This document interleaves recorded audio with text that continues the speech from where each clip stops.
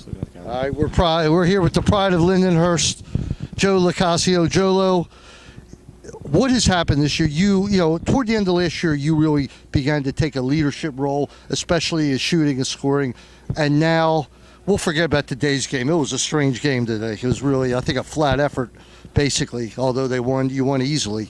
But you have become the offensive leader of the team, along with Rambo, as far as scoring goes. What's been that change in your game? I wouldn't say it's more of a change. It was just me taking my turn after sitting behind some great players, you know, like Jake Bernhardt, John Haas, Drew Snyder, Mike Chanenchuk, and just, you know, sitting back. All pros. And learning, all pro lacrosse players, and just sitting back and you know, stepping up when it was my opportunity. Right. Joe, I noticed, I think the last home game, maybe the one before, everybody's forcing you to your left. I mean, it's no secret, but you came out with a whipped left-hand shot. It's what, 90% of your right or 85%? What do you think? I don't know. I would. They're on the run. They're probably about the same.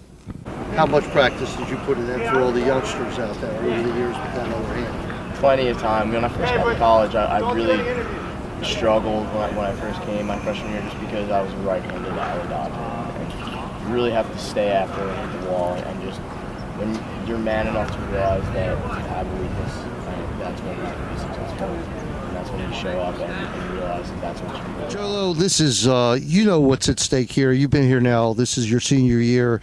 You've had 2 near misses, and you know what we need here. The freshmen, they probably don't get it yet about how important it is to go the route, the distance. Of course, all you're doing is worried about next game.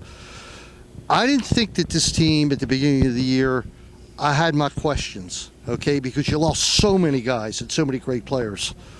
What's happened? This team is really good, especially defensively, and now the offense is picking up. Is it Reppert, or how do you define how this team's playing right now? 8-1, number 3 in the country. First and foremost, I'm going to have to give almost all the credit to our scout team guys.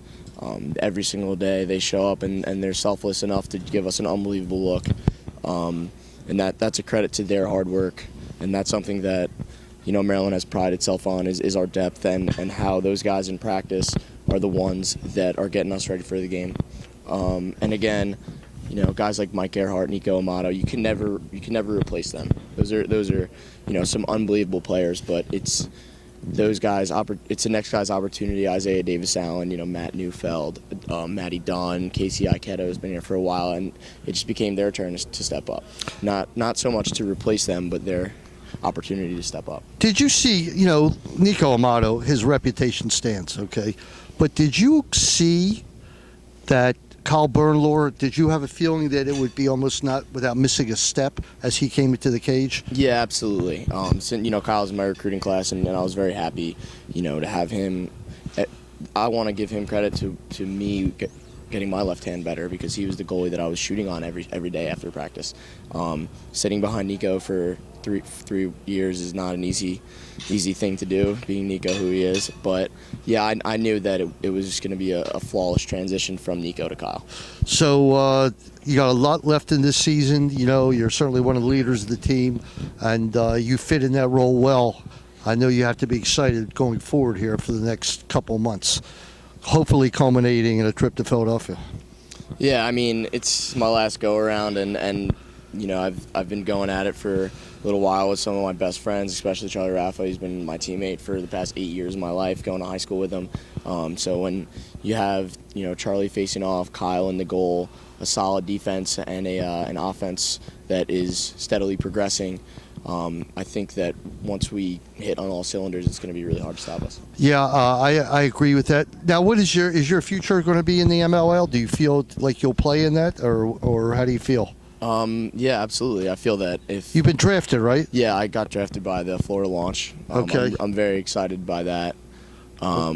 It's, you know, I'm not really looking towards that. No, right now. I don't think about that. It's kind of more about Maryland. Don't tell him when I ask you that. He'll get mad at me. It's okay. And yeah, absolutely. I want to play lacrosse at the highest level that I can possibly play. But right now, I'm, you know, focused on getting the Terps to a national championship and doing that with a great bunch of guys. All right, that's great. We love having you here. You've been a great Terp, and good luck the rest of the way. Thank you. All right.